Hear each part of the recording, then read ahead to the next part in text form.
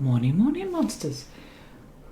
Okay, so I want to talk a bit about VR journalism or VR coverage, because obviously I had someone the other day who isn't super into VR basically say, wow, VR is really popping off at the moment. It is to a large extent. And I'm also seeing a lot of YouTuber coverage on VR developments.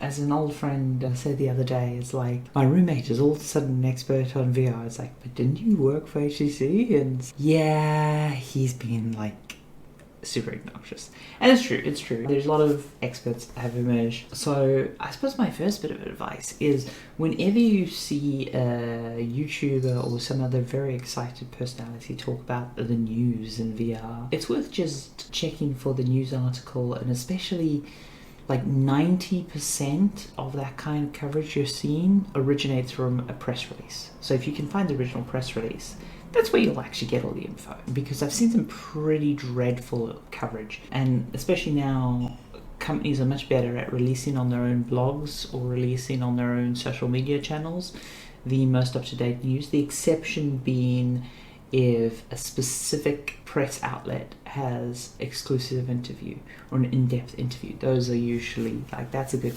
time. And if you do see an interview like that and it says interview by blog, just go to that website, just go to wherever the original source is for that VR news, because holy hell, that's occurred in, I'm going to say, the last year. That's really meaningful news that's been regurgitated a lot. But mostly I wanted to cover that because I feel like you do have a lot of people in the VR space who are expert, who have dived pretty deep on it, and are also pretty open to sharing stuff. Obviously a lot of people, it's NDA stuff, so for instance it's very difficult for me to talk about much Sony stuff even though I no longer work for Sony, because NDAs don't just expire, and you want to be reasonable and you want to respect old agreements, and it makes it harder to speculate in some cases.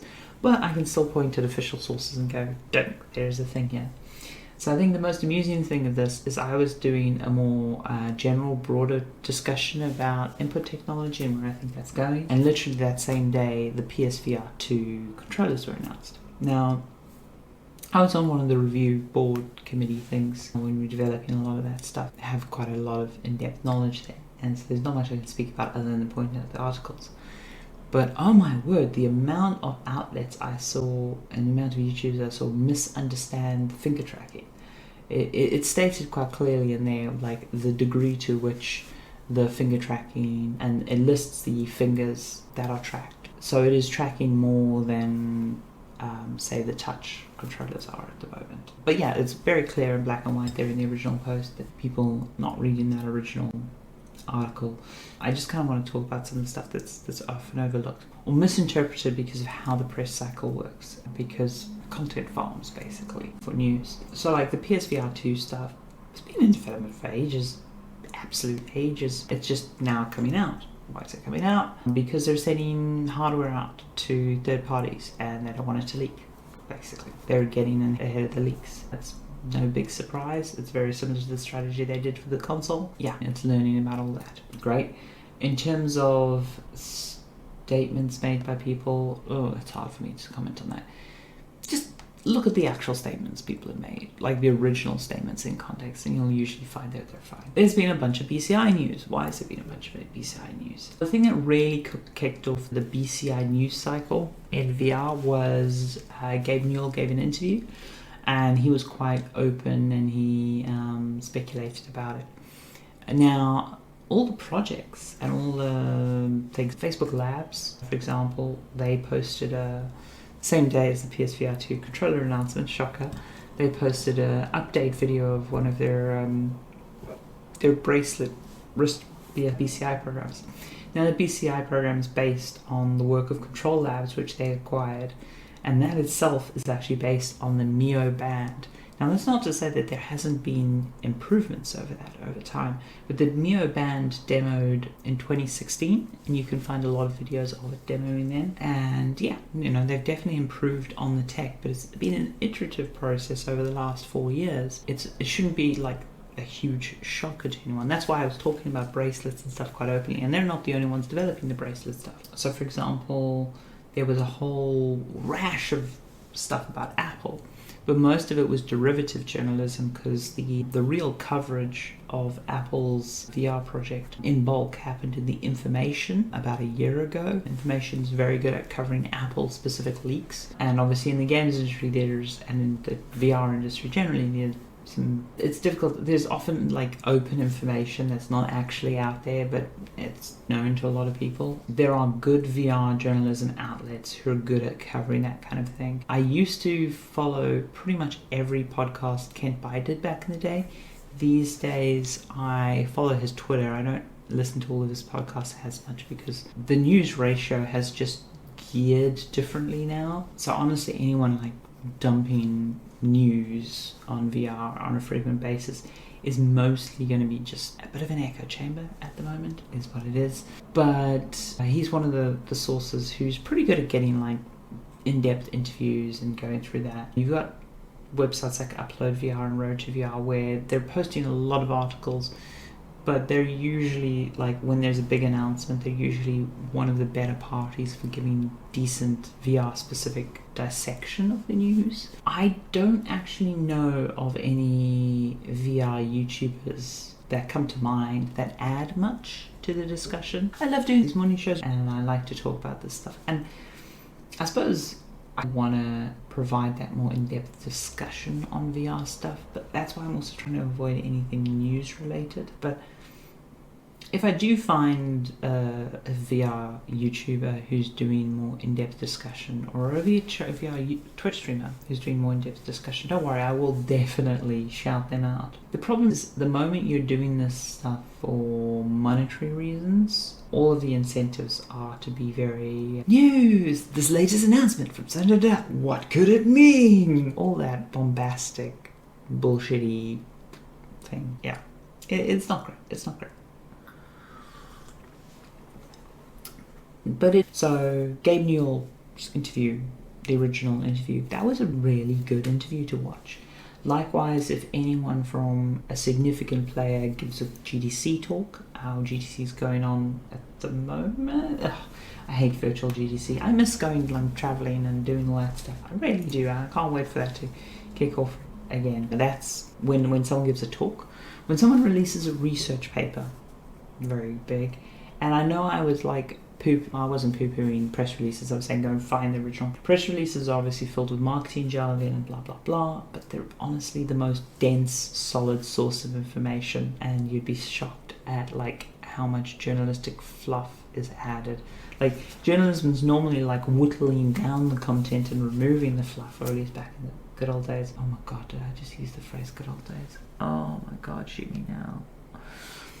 Anyway, it should be about whittling down things, but it often isn't. Gabe Newell's interview, really good interview, really solid. He covered a lot of points. It was also funny because it was for a New Zealand outlet that doesn't really do a lot of tech news. And it was several days later that the regurgitation of the press cycle kicked off, because that's how press works. Press mostly read other press. They're not looking at original sources, and so there's like this traffic wave that sort of flutes through the various outlets. And so it's a similar thing happens with VR YouTube. If you see one like VR YouTuber discuss a thing, you'll see it come up in a bunch of other places, and most of them will be small potato stuff. So actually, if we were talking about significant events in the last year, because there have been a few, the Quest 2 launch, big deal. Quest 2 sales numbers, big deal. PlayStation VR 2 announcement, not surprising, or shouldn't be surprising to anyone, though the release of information about controllers was pretty information dense if you knew what you were looking at. That was, yeah, I'd say for consumers, big deal news. Qualcomm's chip announcement was probably the biggest news in the last year. So that is the XR2 by Qualcomm. The XR2 by Qualcomm, huge. XR2 Snapdragon by Qualcomm, huge news, because it is the chip that the Quest is based on, but it's a bunch of other projects are based on it as well. Tooling up a factory like that's a big deal, and pushing a new line like that, especially from such a major player like Qualcomm, very big news. If you're interested in HTC, see the lip tracker's been out and known about for 2 years-ish. You can find like old references to it and stuff. Not like showing the actual lip tracker, but it's been around. Its release is significant, but nothing groundbreaking. Again, if you take an Apple phone with the Face ID tech and you plug it into Unreal, you get better face tracking than the lip tracker. Still, HTC been doing some good stuff, but I'd say the most significant news coming out of HTC is the tracker announcement is noticeable, but the biggest news I'd say is the promotion of Shen. So if you followed HTC and you know what HTC is doing in the VR space, Shen's promotion was a big deal because it indicates intent in the space.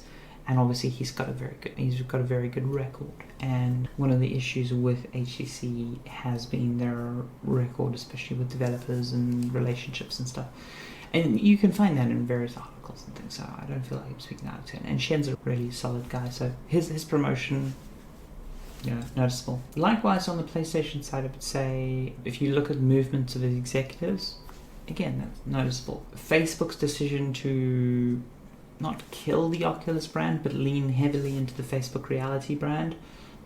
Big news. One of the things we're going to come into, actually, that is really significant source of news that's important to keep out for, especially from Facebook, it's going to be earnings calls. Earnings calls are going to be happening soon. Facebook's earnings call is... when is Facebook's earnings call? What? Has it already happened? No. Has happened. See, this is the state of the news. I apologize for that. I have been out of it. Out of it. Yeah, not right now. So yeah, this earnings call is the Q4 2020 earnings call.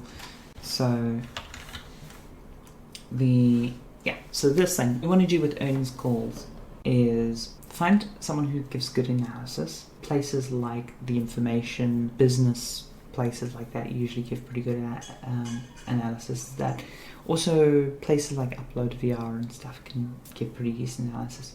Though if you're genuinely curious, and if you are someone who reports on this kind of news, please go to the source. You can find the transcript relatively easy, and these transcripts are quite long.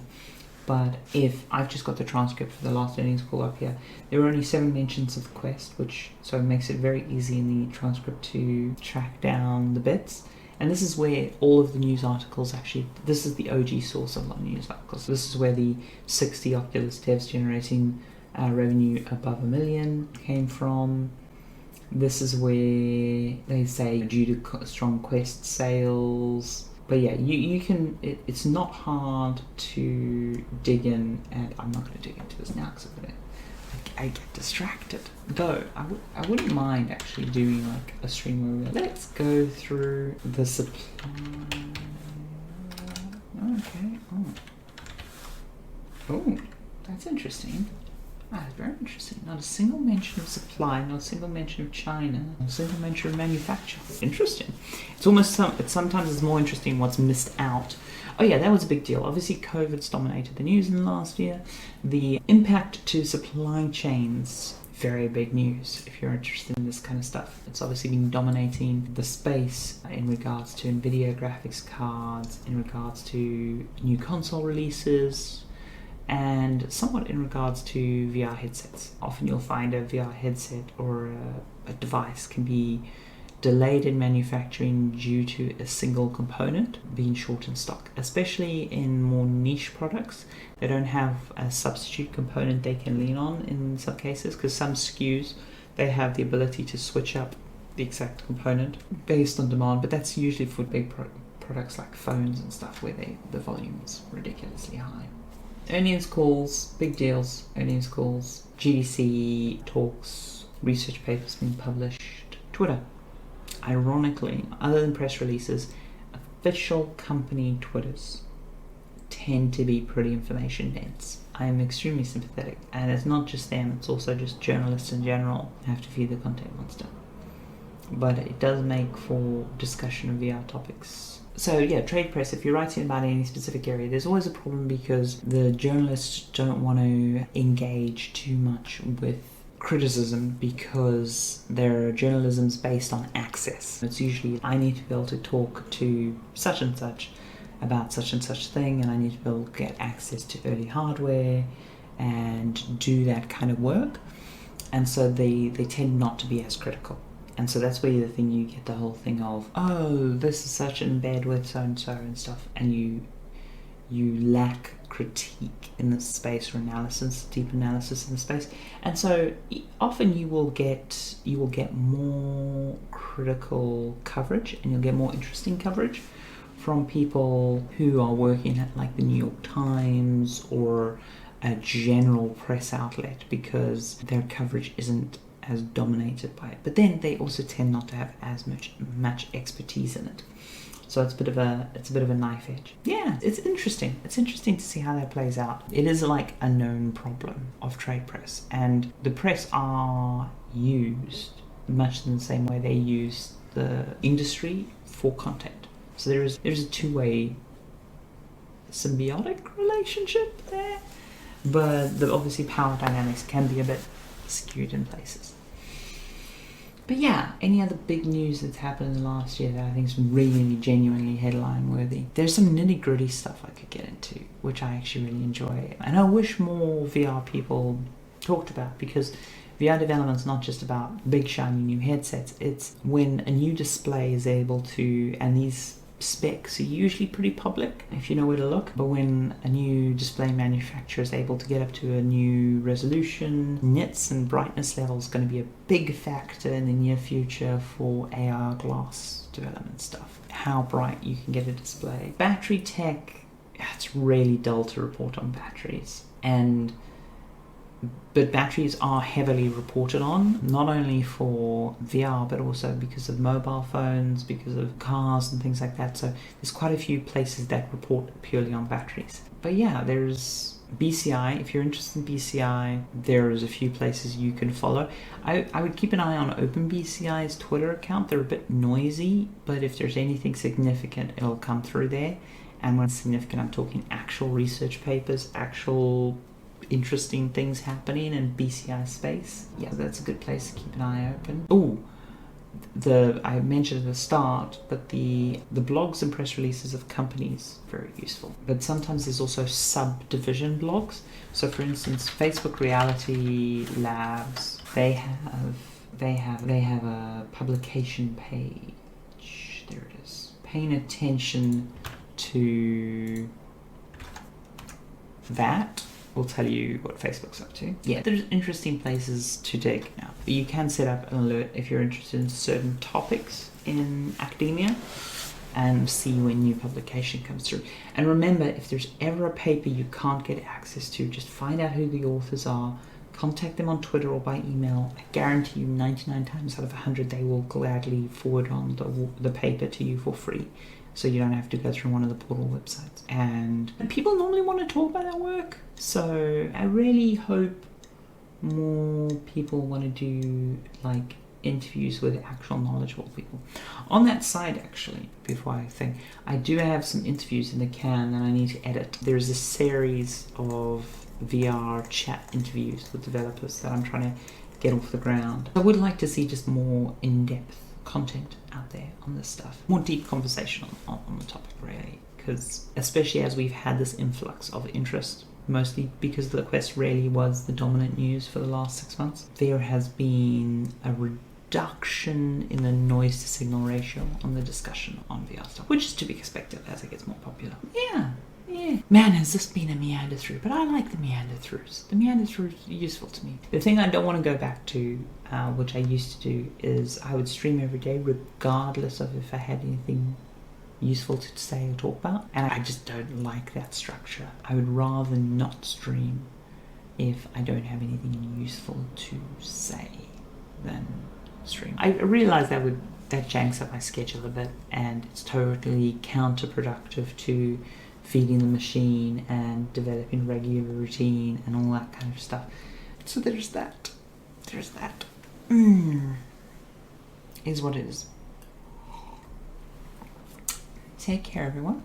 And remember, next time you see a crazy energetic person talking about the news, maybe just dig for that OG news source. And if you've got a bunch of those in your life, maybe cut a few down, because who needs to hear the same thing repeated 5 times and speculated on poorly?